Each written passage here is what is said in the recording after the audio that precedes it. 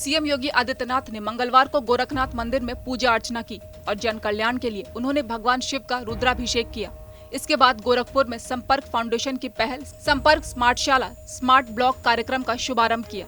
इस अवसर पर संपर्क फाउंडेशन की पुस्तिका का विमोचन किया और ज्ञान की अलख जगा रहे शिक्षकों को शिक्षा किट भी बांटी।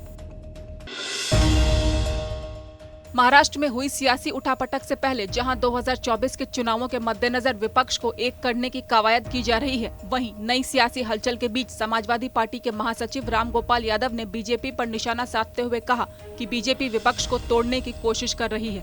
लोकतंत्र की व्यवस्था में ये पूरी तरह अनैतिक है। अगर आप विपक्ष को नहीं रहने देना चाहते तो आपकी मानसिकता तानाशाही है। ये सही है कि बीजेपी कोशिश कर रही है हर जगह विपक्ष को तोड़ने की। लोकतंत्री व्यवस्था में ये पूरी तरह से अनैतिक है। अगर आप विपक्ष को रहने नहीं देना चाहते, इसके माने आपकी मानसिकता तानाशाही वाली है। एक पार्टी के शासन का मतलब है अधिनायकवादी शासन, अथॉरिटेरियन स्टेट बनाना चाहते हो। अगर ये बनाना चाहते हो तो अलग मंशा है। डेमोक्रेसी में सही तरीके से लोग काम करें और जनता इसको जिसको चुनना चाहे उसको चुने। आप धन के बल पर दबाव में धमकाकर सरकारी एजेंसियों का दुरुपयोग करके किसी को अपने साथ मिलाना चाहते हैं तो उसका मतदाता तो आ नहीं सकता है। बीएसपी अध्यक्ष मायावती यूपी में अपनी पार्टी के आधार को मजबूत करने के लिए जमीनी स्तर पर काम कर रही हैं। शिवपाल यादव ने इस दौरान बीएसपी सुप्रीमो मायावती पर निशाना साधते हुए कहा कि मायावती बीजेपी की बी टीम है। बहुजन समाज पार्टी के नेता भारतीय जनता पार्टी से डरते हैं। एक बार हम लोग बहुजन समाज पार्टी को तोड़ चुके हैं, जरूरत पड़ी तो दोबारा भी तोड़ेंगे। देखिए, ये आज सब लोग जान रहे हैं कि ये भारतीय जनता पार्टी से अलग कहाँ है।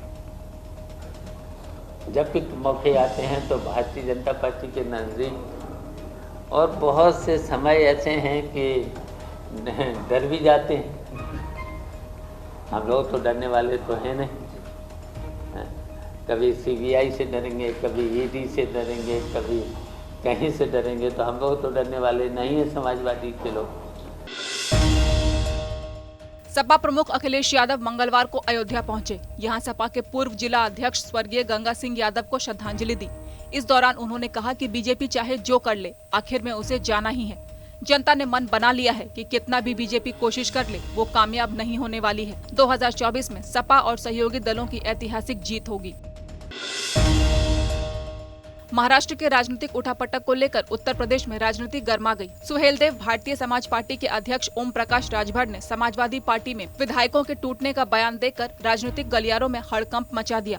इस दौरान राजभर ने कहा कि सपा के ऐसे कई लोग हैं जो लखनऊ से दिल्ली दरबार तक के चक्कर लगा रहे हैं। जल्द होने वाले मंत्रिमंडल के विस्तार में भी शामिल हो सकते हैं। कोटरा थाना क्षेत्र के सलाघाट जागेश्वर धाम पर मंगलवार को परिजन और दोस्तों के साथ पिकनिक मनाने पहुंची दो सगी बहनें बेतवा नदी में नहाते समय डूब गईं।